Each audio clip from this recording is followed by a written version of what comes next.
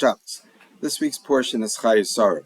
And although the title of the portion talks about the life of Sarah, there's another figure in this week's portion which is actually extremely important.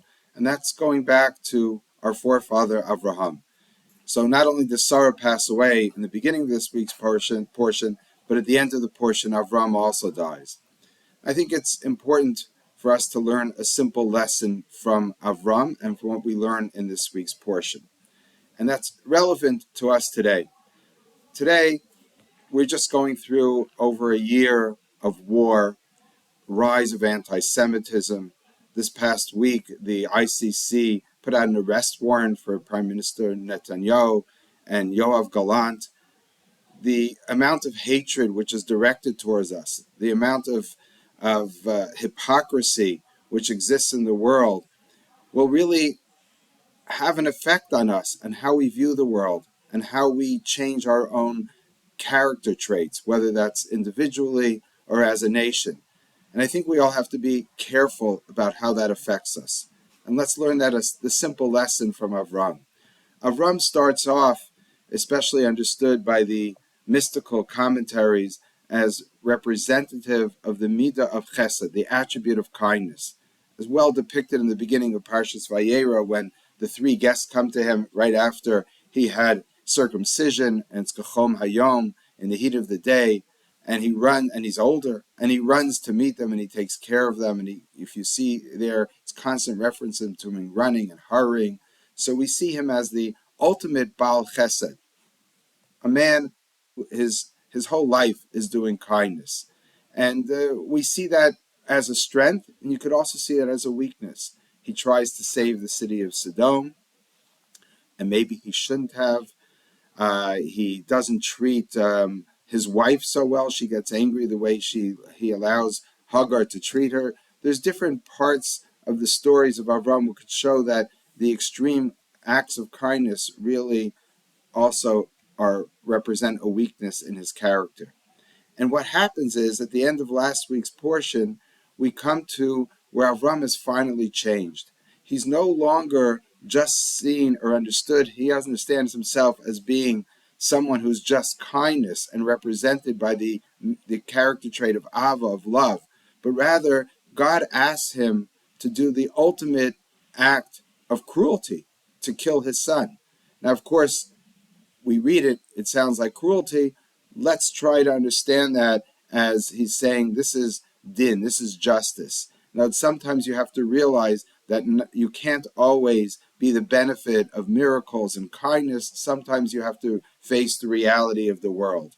Let's just understand the story of the Akedah, of the binding of Isaac in that way, although it's a very difficult story.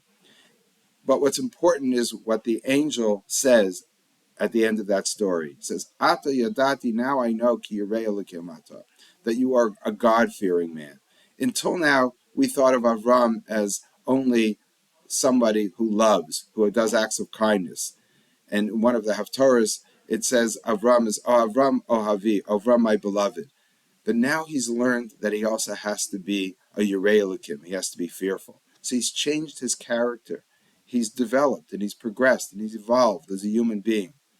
But then we come to this week's portion. And what are the last two stories of Avram? Spending a lot of time and effort crying and burying his wife and making sure that she has a proper burial. And then after that, what does he do? He finds a wife for Yitzchak, his son. The last two stories about Avram are his acts of kindness. And what's important is that although he had to learn, also sometimes you can't be kind. Sometimes you have to understand that there's justice in the world. You have to know how to confront evil. He learned those lessons, but before he dies, those last stories are showing that he still didn't lose what he really was in the beginning, what the essence of his character was when he started off life. And what was that? That was chesed, that's kindness.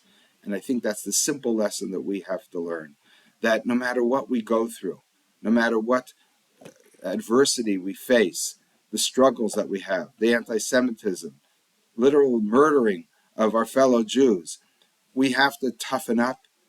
We have to be able to react. We have to understand that there's evil in the world and we have to deal with it.